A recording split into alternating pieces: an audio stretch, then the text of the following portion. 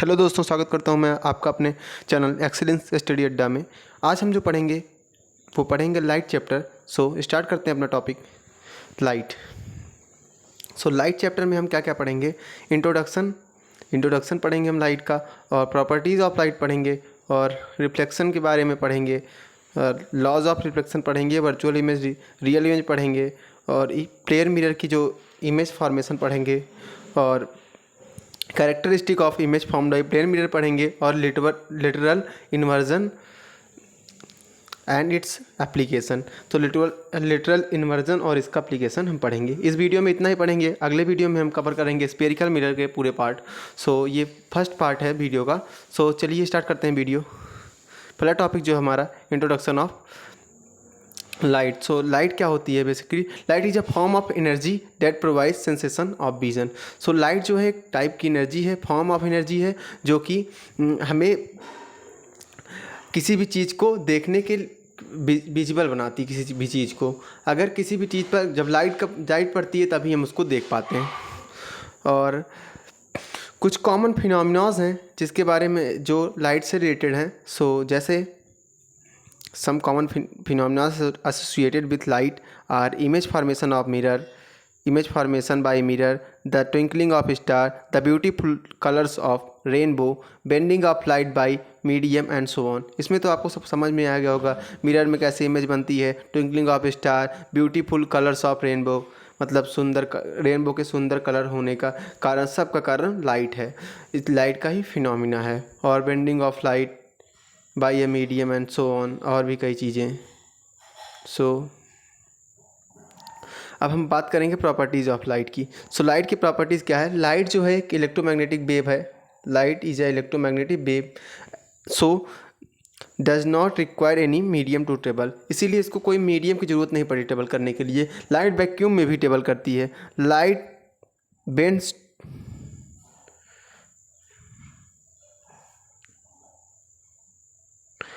Light tends to travel in straight line. Light जो होती है स्ट्रेट लाइन में चलती है, और ये जो है डुअल नेचर शो करती है। Dual nature means as well particle nature as well as wave nature. Light जो है डुअल नेचर से शो करती है, इसका पार्टिकल नेचर और वेव नेचर। कुछ फिनोमिना इसके पार्टिकल नेचर से प्रूफ होते हैं और कुछ फिनोमिना इसके वेव नेचर से। इसके बारे में, इलेक्ट्रोमैग्नेटिक वेव के बारे में आप क्लास 11th में डिटेल में पढ़ेंगे, बट अभी के लिए बस आपको ये याद करना है। और लाइट जो है वो शैडो कॉज करती है। Speed of light is maximum in vacuum. Vacuum में स्पीड की लाइट सबसे मैक्सिमम होती है, वो होती है 3 × 10⁸ मीटर पर सेकेंड। जो लाइट होती है फॉल्स ऑफ, जब लाइट किसी सरफेस पे पड़ती है तो उसमें 3 फिनोमिना हो सकते हैं। पहला रिफ्लेक्शन हो सकता है, दूसरा रिफ्लेक्शन हो सकता है, और तीसरा ऑब्जर्वेशन हो सकता है। लाइट ऑब्जर्व होकर वहीं ख़त्म हो सकती है, या रिफ्लेक्ट हो सकती है, या रिफ्रैक्ट हो सकती है। ठीक है, आगे बात करते हैं हम रिफ्लेक्शन। रिफ्लेक्शन के बारे में हम बात करते हैं। रिफ्लेक्शन क्या है? बेसिकली रिफ्लेक्शन की डिफिनेशन बात करते हैं हम। Reflection means bouncing back of light. Light जब किसी सरफेस से पड़े और टकरा कर वापस आ जाए तो उस फिनोमेना को हम कहेंगे रिफ्लेक्शन।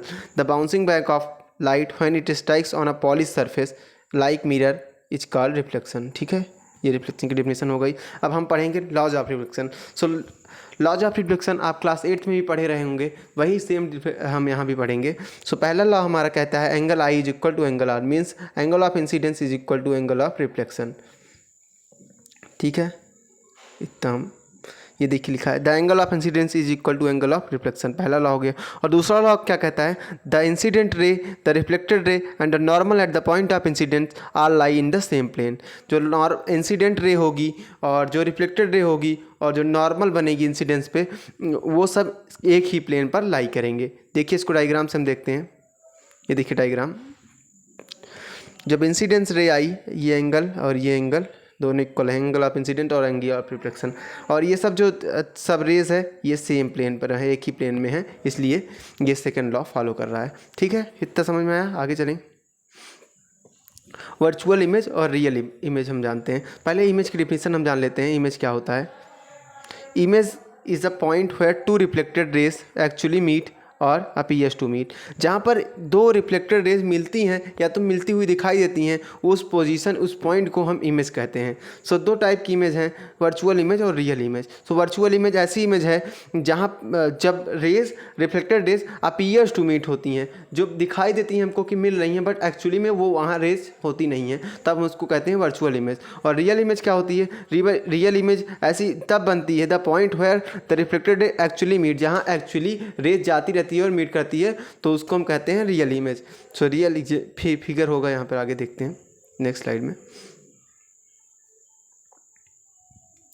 ये फिगर है, देख लीजिए। रियल इमेज मीन्स ये रे जो है यहाँ पर रियली में ये यहाँ पर मिली है, ये रियल आके, बट यहाँ वर्चुअल में जो है ये ऐसे एक्सटेंड किया गया है, इसको माना गया है कि अगर यहाँ जाएगी तो यहीं कहीं मिलेगी, बट एक्चुअली में रेज ऐसे आके ऐसे वापस हो जा रही है, ठीक है।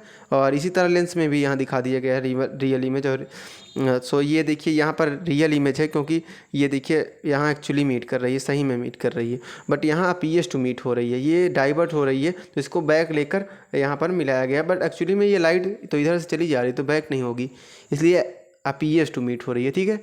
इतना समझ में आया होगा। चलने आगे।